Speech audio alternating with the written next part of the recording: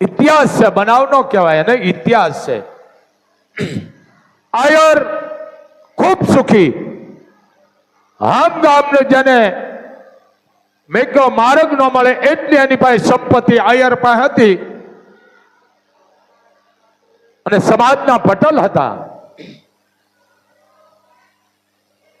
આગેવાનને આપણે દેશી ભાષામાં પટેલ કે અમારા પટેલને બોલાવો. એટલે કોક મરણું થઈ ગયેલું ગામમાં, કાકા ગામનું નામ તમે યાદ કરજો, નામે ભૂલી ગયો, કાંઈ વાંધો નહીં, પણ એ સમજી જાય છે સમજવા વાળા. એટલે લોકોએ ગયા, ધારો હજી છે ગામડામાં, જેના અહીંયા મરણું થયું હોય, ગળઠું બળઠું ઓફ થઈ ગયું હોય, એટલે ગામો ગામથી હગા વાલા સંબંધી બધા આવે અને એક જગ્યાએ બેહે, સોરે બેહે કે ડેલીએ બેહે અને સમય થાય એટલે પછી જેટલા મહેમાન આવ્યા હોય, જેવું ઘર, કોઈ 2 મહેમાનને તેડી જાય, કોઈ 5ને તેડી જાય, કોઈ વધારે તેડી જાય, કોઈ 1ને તેડી જાય. એમાં આ પટેલ આયર અને જેને હામ ગામને ઠામો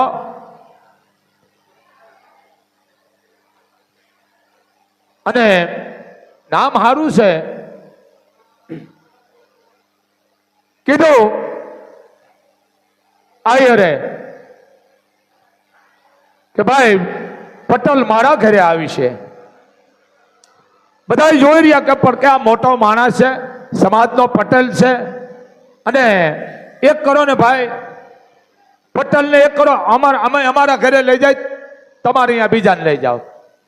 પણ જેને કહેવાય સંસ્કારના જેનામાં સિંચણ, કે જેની ખાનદાનીને માલકો રૂવાડે સંસ્કાર અને સમજણ દીધેલી, અને એ આયર એટલું બોલ્યો, કાંઈ વાંધો નહીં ભાઈ, આપણે તો ગમે અહીંયા જાય, આપણે તો હવે ખારી રાબ પીવાની, ખારી રાબ કહેતા, હવે આ હશે હજી કે ખારી રાબ પીવી છે ને ભાઈ. હકીકત જે આયર બાવડું પકડી અને જેને નામસિંહ આયર, સુખી સંપત્તિ જેને માગે માર્ગ ન મળે એટલી સંપત્તિ, અને બધાને એમ થયું ભારી કરી આ આયરને આયર તેડી ગયો છે.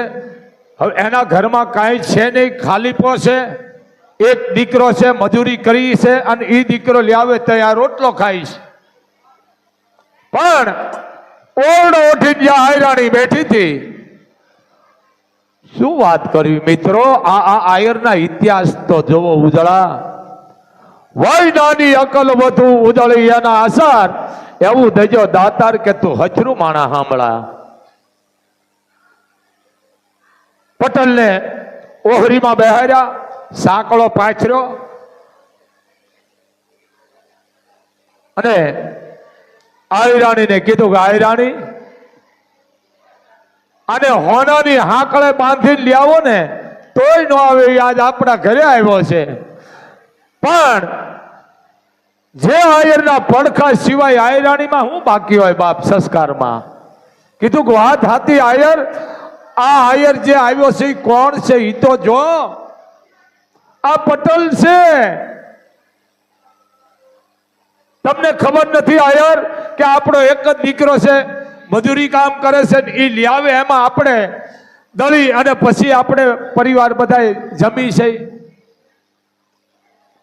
કે વાત સાચી છે આયરાણી, તમારી વાત સાચી છે, પણ બધા 2-5 મહેમાનો લઈ જતા હતા, મારાથી રહેવાનું નહીં. આયરાણી, મને ખબર છે કે આપણા ઘરમાં કાંઈ નથી, પણ મારાથી રહેવાનું નહીં એટલે હું આયરને લઈ આવ્યો છું.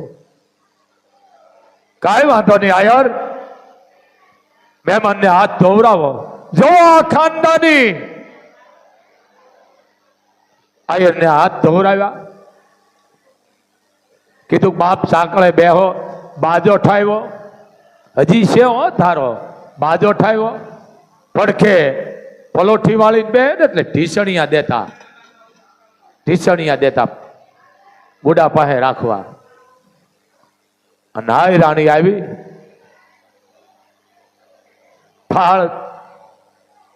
થાળની માલકોર મીઠાની સપટી માજે લોટો પાણીનો રૂમાલ ઢાંકી અને બાજોઠ માથે મૂક્યો ને કીધું બાપ આયર હવે કરો હરિહર. રૂમાલ ઉંચકી અને આયરે જે પટલ હતા પગે લાગી મંત્રો બોલીને સમજતો માણસ છે ને અન્ન વાંજ્યું ન ખાય, સલોક બોલીને ખવાય એટલે રોગ મટાડે. હવે આ તો બધું પૂરું થઈ ગયું છે.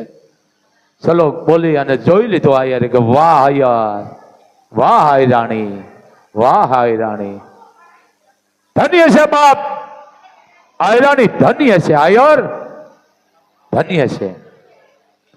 અને એ આયર મીઠાની જે સપટી હતી વડાગરું મીઠું દળેલું આમ સાફતો જાય, પાણીનો એક એક ઘૂંટડો પીતો જાય અને વખાણ કરતો જાય કે વાહ આયર, વાહ હાય રાણી, ધન્ય છે બાપ, ધન્ય છે તને.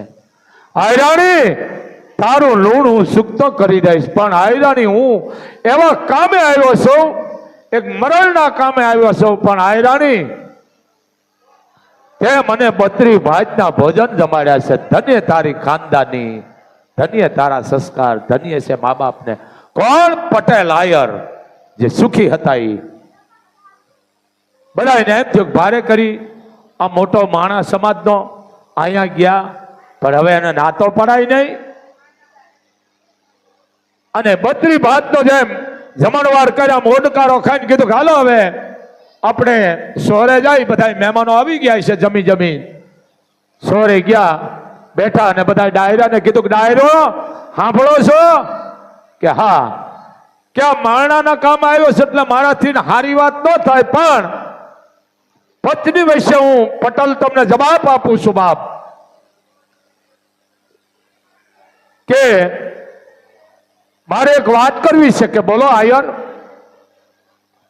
જેને હામ નામ માર્ગ ન મળે એટલી સંપત્તિ આયરને કીધું કે બાપ આયર હું તમારે અહીંયા જમવા આવ્યો, 32 ભોજનમાં જમ્યા છે.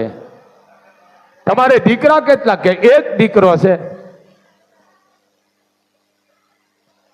તો સાંભળી લ્યો, આ કામે આવ્યો છે એટલે વાત નહીં કરું, પણ એટલું કહેતો જ આવું છું, તમારા દીકરાને હું દીકરી આપીશ, તમારા દીકરાને હું દીકરી આપીશ, જેથી હું મારી દીકરીને એટલો કર્યાવર આપીશ કે આજ હું તમારા ઘરનું જે મેં લૂણ છે ને માથે, મારી માથે, એ લૂણમાંથી હું મુક્ત થઈ જાઉં. આયર એટલો મારે કર્યાવર ગાડા ભરીને આપવો છે મારી દીકરીને કે હું તમારા લૂણમાંથી મુક્ત થઈ જાઉં. આ ખાનદાની